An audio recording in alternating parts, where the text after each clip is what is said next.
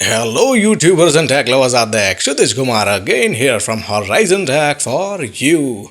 और Horizon Tech for You के आज के इस एपिसोड में मैं आपको एक हेल्पफुल टिप या डेमो जो भी कहे देने वाला हूँ।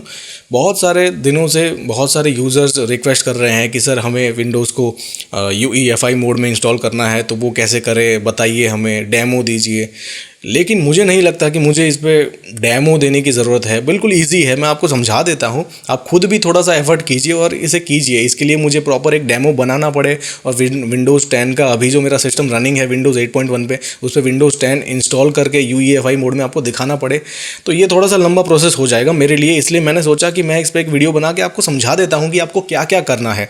अब इससे पहले भी एक क्वेश्चन ये है कि आपको विंडोज़ को 8.1 है या 10 है, उसको UEFI मोड में इंस्टॉल करना चाहिए या नहीं। इस पे अगर आप डिबेट या डिस्कशन करना चाहते हैं तो मैंने ऑलरेडी एक वीडियो बना दिया है। समझना चाहते हैं कि आपको करना चाहिए या नहीं, तो आपको फर्स्ट ऑफ ऑल ये कन्फ्यूज़न है तो उस वीडियो को देख लीजिए और समझ लीजिए कि आपको इसकी ज़रूरत है या नहीं, आपको करना चाहिए या नहीं, ठीक है। और उसके बाद आप डिसाइड करते हैं। वैसे मैंने वहाँ पे मेजॉरिटी अगर आप देखें तो मना किया है कि नहीं करना चाहिए, ये इतना एफिशिएंट नहीं होता या इतना हेल्पफुल नहीं है। लेकिन फिर भी अगर आप करना चाहते हैं तो कोई बात नहीं, कोई इश्यू नहीं है। मैं आपको बता देता हूँ कि आपको कैसे करना है। फर्स्ट ऑफ ऑल तो आप को जो हमारा मल्टी बूट विंडोज़ इंस्टॉलर वाला वीडियो है वो देखना पड़ेगा, और उसमें जिस सॉफ्टवेयर का मैंने आपको एग्जांपल दिया है उससे आपको किसी भी USB ड्राइव को एक सिंगल ऑपरेटिंग सिस्टम के साथ भी बूटेबल बना सकते हो। जैसे मैंने उसमें कहा था, ऐसा नहीं है कि मल्टी बूट बनाना है तभी उस पर्टिकुलर सॉफ्टवेयर का यूज़ करना है।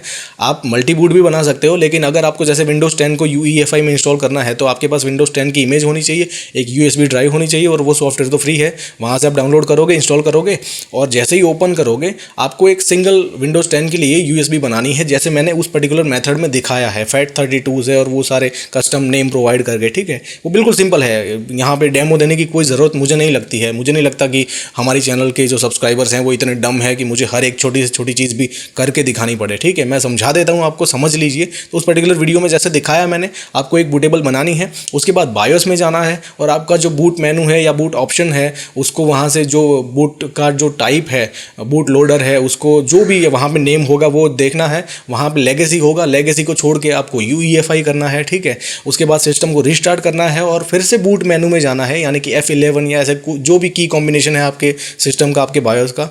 जैसे ही बूट मेनू में जाओगे आपको वो पेन ड्राइव वहाँ पे दिखाई देगी, UEFI। उसके बाद जो भी पेन ड्राइव का नाम होगा, यानी कि सैनडिस्क या किंगस्टन जो भी, तो UEFI लिखा होगा आगे, क्योंकि हम UEFI मोड में कर रहे हैं। UEFI अगर नहीं आता है तो वो इशू है, आपने प्रॉपरली, जैसे मैंने बताया, आपने जो बूटेबल ड्राइव बनाई है वो प्रॉपरली नहीं बनाई है, तभी नहीं आ रहा है। अगर आप रूफूस की मदद से बनाओगे तो शायद वहाँ पे UEFI का ऑप्शन नहीं आएगा। अगर आप वो जो पहले वाला जो वीडियो है जिसमें मैंने रूफूस से बताया था उसमें शायद वो नहीं आएगा, उसमें भी कर सकते हैं, लेकिन उसमें मैं फ्यूचर में कभी बताऊंगा। लेकिन उस पर्टिकुलर मेथड से अगर आप करोगे तो वहाँ पे UEFI का ऑप्शन नहीं आएगा। अगर आप वो जो विन सेटअप USB है उसकी मदद से करोगे तो UEFI का ऑप्शन आएगा। तो जैसे ही आपके सामने लिस्ट में वो पेन ड्राइव अवेलेबल हो जाती है विथ UEFI ऑप्शन, आपको उसमें जाना है और आगे का जो विंडोज़ का जो सेटअप प्रोसेस है वो तो बिल्कुल सिंपल ही है। और इसके लिए एक और चीज़ मैं रेकमेंड करना जो चाहता हूँ, आप ऐसा कभी मत कीजिए कि एक जो आपके पास ड्राइव है उसमें बहुत सारे मल्टीपल पार्टीशन है और ऑलरेडी वो MBR में फॉर्मेटेड है और उस पे ये करने की कोशिश करें।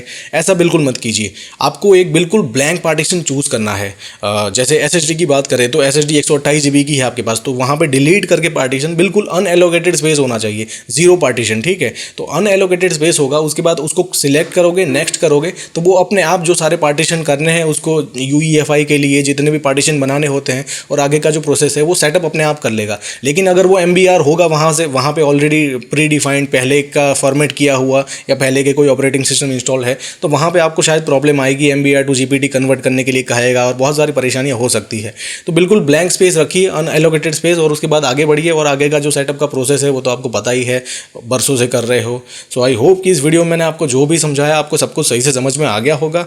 अगर कुछ भी नहीं समझ में आया है तो मुझे पूछिए, मैं उस पर भी वीडियो बनाऊंगा और आपको जवाब दूंगा। And I will definitely see you guys later in my next video. So till then, take care guys, learn more and spread the knowledge. Thank you so much.